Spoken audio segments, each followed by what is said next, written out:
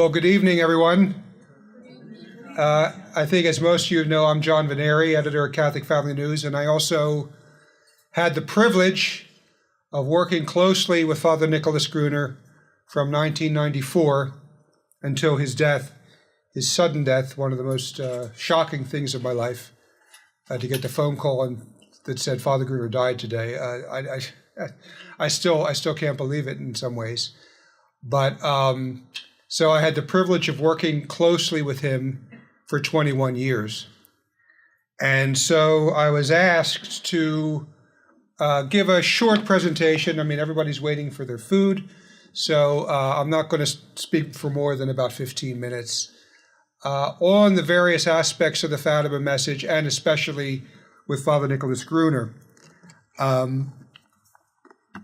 I don't know if you know it or not, but the chapels of the Society of St. Pius X right now, they're having a Pilgrim Virgin statue visit all the chapels in the United States.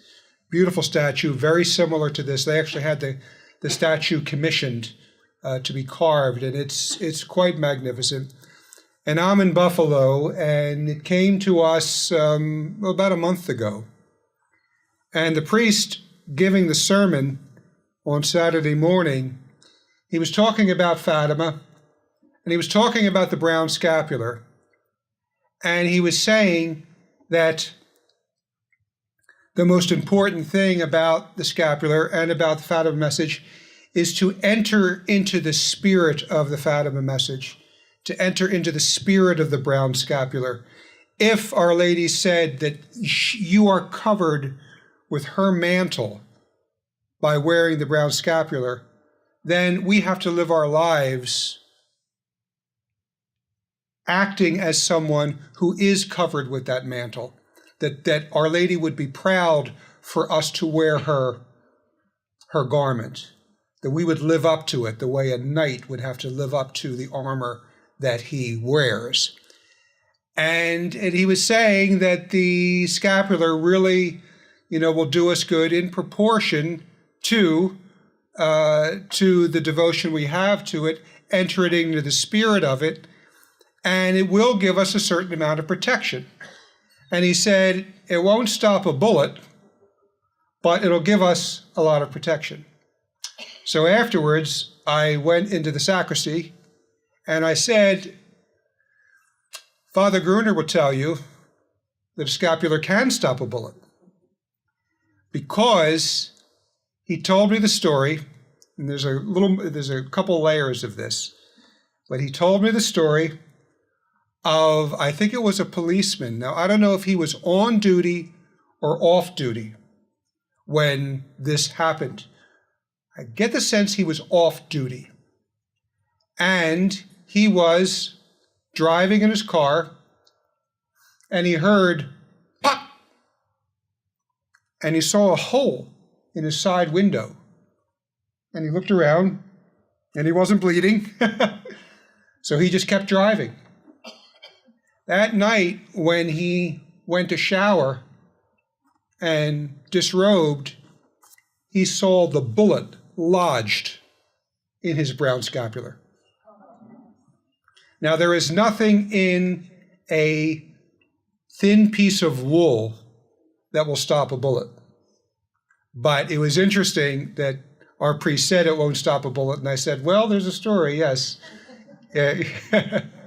Don't wear it into battle thinking it's going to work, but and that story has a special significance to me because it was told to Father Gruner. I learned afterwards, Father Gruner told me afterwards, that I was standing right next to Father Gruner when this policeman told him this story. And I was standing right next to him. The date was September 8th, 1980. It was at a conference in Baltimore, Maryland. It was the first conference at which I ever spoke. I was Brother John back then. I was at a monastery. And I never took final vows, so I could leave. But I was Brother John back then. And I gave a talk on Teilhard de Chardin and evolution and against all that silliness. But that's where I met Father Gruner. because he was a speaker, he was a last-minute speaker that was brought in less than 48 hours from when the conference started. The original lineup of speakers was Father Vincent Michelli, who I'm sure many of you know, right, or remember that wonderful, wonderful name. Father William Most, who's not exactly a traditional Catholic, very good on scriptural exegesis, very good on apologetics, but also he was also a strong apologist for religious liberty of Vatican II. But when he was off of that topic, he was very good. A woman named Mary Ann Stefko, who organized the conference and who was following this radical group called the Future of the American Church, and gave her talk on that. And me, Brother John at the time, talking about Teilhard and evolution. Anyway, Father Vincent Michelli was really at the last stages of his illness, and he called the conference organizers with great regret that he could not speak. And so they called Father Gruner less than 48 hours before the conference. And Father Gruner went down there, gave his speech, and I met him in the hallway of this hotel in Baltimore, Maryland. And we were friends ever since. In 1994, July 4th, Independence Day, was the day that I left the monastery where I was. Well, we were a traditional group. We were trying to be Benedictine. We were very good at keeping the old Mass, very good at keeping the faith. We weren't very good at Benedictinism. But anyway, things got to the point there that I decided to move out. And through our friend, our deceased friend, Jim Demers, Father Gruner heard that Brother John was on the loose. So he contacted me right away. And he said, through Jim, he said, come up, tell Brother John, we've got work for him. We got lots of work for him, because he knew I was a writer. And so I went up there, and that started my 21 years of close association with Father Nicholas Gruner. Father Gruner really, very rarely in life do you meet someone who had such total dedication of purpose. So much so that Father Gruner and the Fatima message are synonymous. You can't think of one without thinking of the other. He poured his whole being, 24 hours a day, 7 days a week, as we would say to a musician who just plays and plays and plays and plays all the time and practices all the time. He's sick with it. That's what my wife and I say. He's sick with it. And Father Gruner, in a sense, was sick with it. Not in a bad sense, but it completely consumed him. He understood the importance of the Fatima message. He understood, and he never took for granted, the full drama of our Blessed Mother coming with this message, this dire either-or message for mankind, of working the miracle of the Son in front of 70,000 people to get our attention. It's one of the main reasons why we say that Fatima cannot be considered simply a private revelation, because when the Sister Lucia asked Our Lady for a miracle, she said in October, I will perform a miracle so that all will believe. In August, she said it again. In October, I will perform a miracle so that all will believe. In September, she said it again. In October, I will perform a miracle so that all will believe. Our Lady expects us to believe. Our Lady expects us to live the message. Our Lady expects us to take it seriously and not put it in the same category, as much as we love someone like Mary of Agreda or the Sister Josepha in the Way of Divine Love. It's in a different category. It's in a higher category of public prophetic revelation.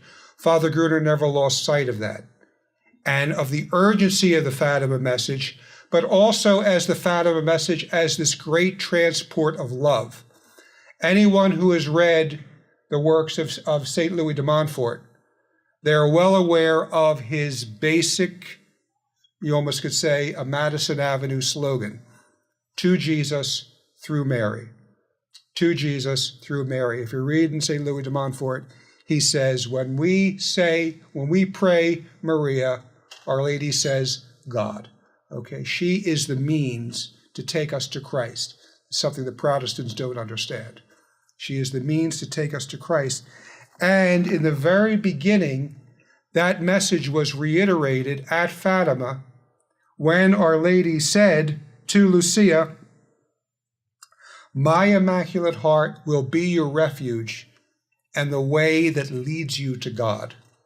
Our Lady came down to show us the way that leads us to God. And as I said, Father Gruner is the same message that we got from St. Louis de Montfort, same message that we received from the great fathers of the church and doctors of the church throughout the centuries, reiterated in a dramatic way, so dramatic that I think all of you know this.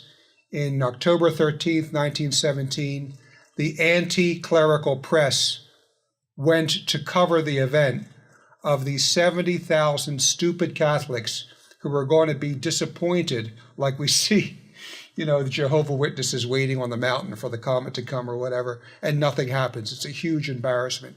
They were looking for the church to be embarrassed. They were looking for Catholicism to be embarrassed, and they witnessed the miracle. And to their credit, anti-clerical newspaper, they reported exactly what was there. It's one of the strongest testimonies of the truth of the miracle. And as Peter Hornowski talks about in past speeches that he's done, he took the heat. This reporter took the heat for reporting that message. And 2 or 3 days later, he reported again, I saw it. So we have the testimony of the miracle. Now, Our Lady, of course, I don't want to overstay my welcome here. There's so many things I can talk about with Father Gruner. One of the most important things aspects of Father Gruner was his sheer commitment to objective truth. That the truth is out there, it is what it is of itself, and we either adhere to it or we fail to. And we are duty bound to adhere to it. And he never had the slightest sentimental approach to the faith. I like Fatima because it makes me feel good. I like Fatima because it warms my little heart. No, he understood the objective truth and the power of the Fatima message, the objective truth and the power of devotion to Our Lady, the objective truth and the power of the Catholic faith. And that firm objectivity, along with a fighting spirit that he apparently had all his life, would make him stand up to anyone, whether it be a Catholic layperson or a priest or a bishop or even a pope, who falsified Catholicism, who falsified the Fatima message in any way. He was a force to be reckoned with. We all know on June 26, 2000, when the Vatican released the part of the third secret, we all know why they did it. It's because Father Gruner wouldn't shut up. Father Gruner kept at it, getting petitions signed, contacting bishops.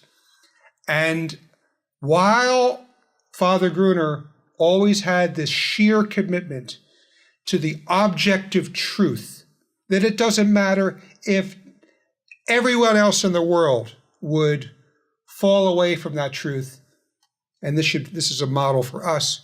He knew it to be true, and he adhered himself to it no matter what. At the same time, we all know from seeing Father Gruner's speeches or even from talking to him privately, he would hit on certain aspects of the Fatima message. He would hit on certain aspects of Our Lady's appearances. He would hit on certain aspects of the life of Jacinta, and he would get all choked up. We've all seen that happen. That was 100% genuine. There was nothing put on that, look how pious I am. I get worked up about these things. I remember sitting with a bunch of friends around a kitchen table, and he started talking about something that happened in the Ukraine with Our Lady appearing. And he could barely finish the story. He was so choked up. So yes, he had the intellect which adhered to the full truth of the message, the objective truth that he would never sway from, but he also had the heart to love it and to really be moved by it. And that combination of the intellect and then the heart following the intellect so strongly, and his dedication to the Fatima message, he was always baffled that there was so little interest. And of course, there's nothing new. If you read William Thomas Walsh's book on Our Lady of Fatima, William Thomas Walsh in 1946 or 47, when he wrote that book, he is baffled as to why there is so little interest in the Catholic world about Fatima. And Father Gruner was very much responsible for heightening the awareness of not only the pious parts of the Fatima message, but also the prophetic parts, the parts that deal with the crisis of faith, the third secret, the fact that the consecration has not been done. And the secular media wasn't interested in Fatima. And sadly, except for a little pious nod now and then, the vast majority of the Catholic media is not interested in Fatima. So how is the Fatima message to be promoted? Father Gruner said it very simply. We simply have to create and build our own worldwide media. He wasn't interested in just a little magazine that maybe has 1,500 subscribers or 2,000 subscribers. He had a global vision. He was very Roman in that way. The Roman mindset and the way that the Cardinal Ottavianis and the great popes of the past used to be, they were not regional. They had the Roman mindset is a global mindset. And Father Gruner had that Roman global mindset that we have to get this message out to as many people as possible and using every legitimate media means that we can. So he started with the Fatima Crusader. I think the first one, Carly, was 4 pages, just a 4-page 11 by 17 sheet. That's it, yeah. That grew, and then that grew, and then he starts with the booklets, and then he starts with the books, and then he goes on radio. If anybody remembers the Fatima Crusaders from the 1980s and the late 1980s, there were lists of radio stations that he was on, that he was paying to be on, to get the Fatima message out, throwing as wide a net as possible. He was on television. He was paying for airtime on TV to get the message out. And of course, then when the internet came along, he was one of the first to build a magnificent Fatima website that is comprehensive. And he went on Facebook and he went on Twitter. If we were still living in the days of the shortwave radio boom, he'd be on shortwave radio. Every means to get the Fatima message out. And he said to me on more than one occasion, we're not doing enough. We're only reaching a couple million people. That was his vision. We're not doing enough. We're only reaching a couple million people. And I just need to, I know you're not supposed to do this when you give a talk, but I want to check my time. I'm over my time. So I'll tell you one story about the way his worldwide media worked, and then I'm going to close by giving you some homework. I talked about that worldwide media. He also he has a mailing list of all the priests in the world. He contacts them, goes to them directly about the Fatima message. All the bishops in the world he mails to. The cardinals in the world he mails to.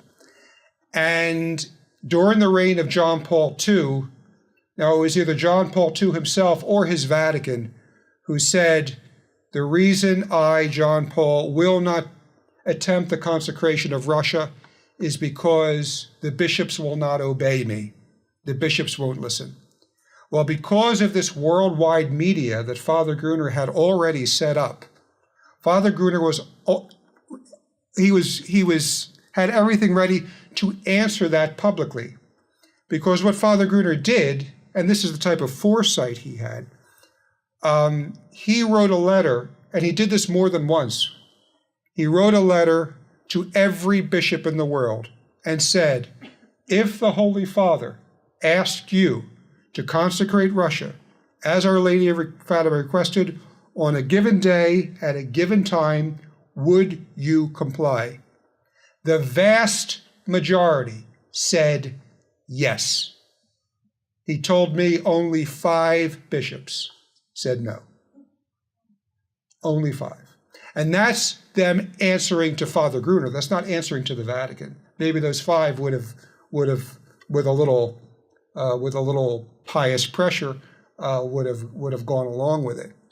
So this is the type of not only information he could get out there, but also the type of data he could mine because he had all these contacts.